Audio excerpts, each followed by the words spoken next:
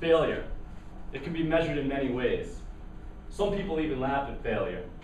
On a cold, wet April day a few years ago, I did just that, and I brought 6 strangers along for the ride.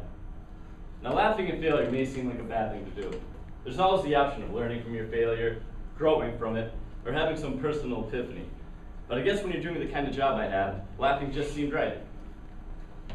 When I was 18, I took a job as a whitewater river guide for a local company. It was everything an 18-year-old could want in a job. No early mornings, out in the sun all day, and 18-year-old girls in bikinis telling me I was dreamy. After my first season, I really got the hang of the job, and I moved on to working some of the bigger rivers. Fast forward 5 years, and here I am on the upper Housatonic River at Bulls Bridge. I don't know if any of you have ever been rafting before, but I guess I need to paint a picture of what kind of river I was dealing with here. To say it was a 4-mile stretch of Class 4 and 5 rapids hardly does justice. The whole reason all this is happening on a cold April day is that the melting snow brings the river to flood stage, causing huge waves and holes, basically a sight any sane person would walk away from. Anyways, after getting the raft and going under this beautiful covered bridge, you pretty much immediately go over a 10-foot drop. Then after a brief lull of fast-moving waves, you go into a mile-long 700-foot rapid with holes, waves, rocks, all sorts of fun things to steer your raft into. The best part is you get to take your boat out and go back upstream and do it all over again. I'm sure you can imagine a slight miscalculation by the guide or crew can have serious consequences, leading me to my next point.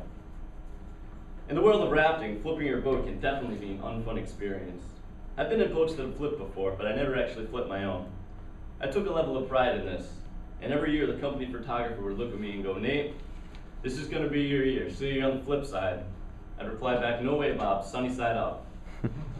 Oh, I was wrong this year. So I met my crew for the day, nice guys in their 40s on a self-proclaimed man trip. We all hit it off and were joking immediately. Now, as I said before, I'm a pretty good guy, and I usually didn't need much to get my crew down the river with everyone in the boat, and today seemed to be the usual case. We hit the water, went through the rapids, everyone stayed in. We were all having a great time. My crew was really excited we got to do it all over again. After a quick lunch and a hot coffee, we got back in the raft.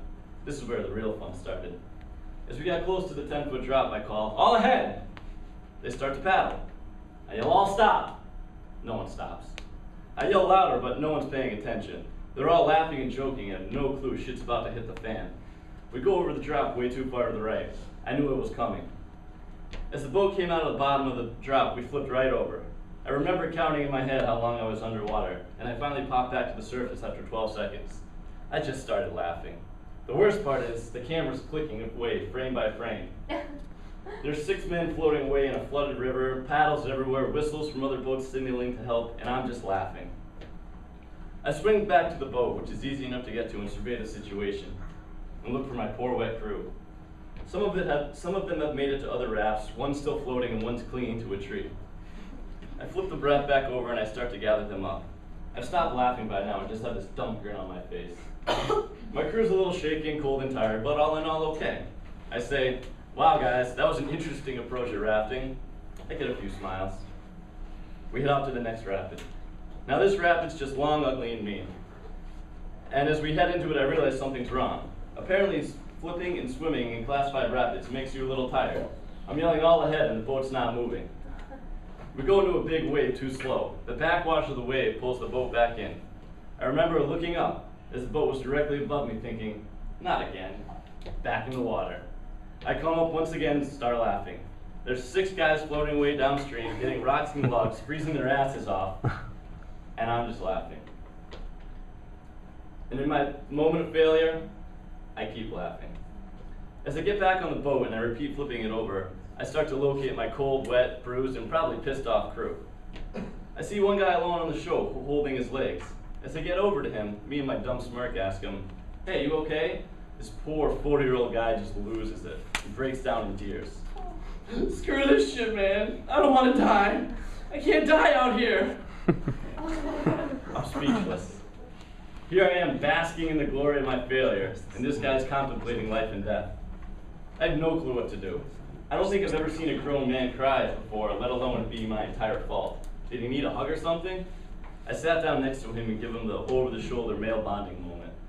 "Come on, man, you're fine. It's just rocks and water." He gets quiet for a second, and then just starts to laugh at me. We stand up, get back in the boat, and venture off downstream. Now, laughing at failure may seem like a bad thing to do, but I guess when you're a Whitewater River guy who just flipped his boat twice in 20 minutes, it's that laughter that just may help a crying 40-year-old man through his day. Nice job. Very nice. All right, we've got 2 more.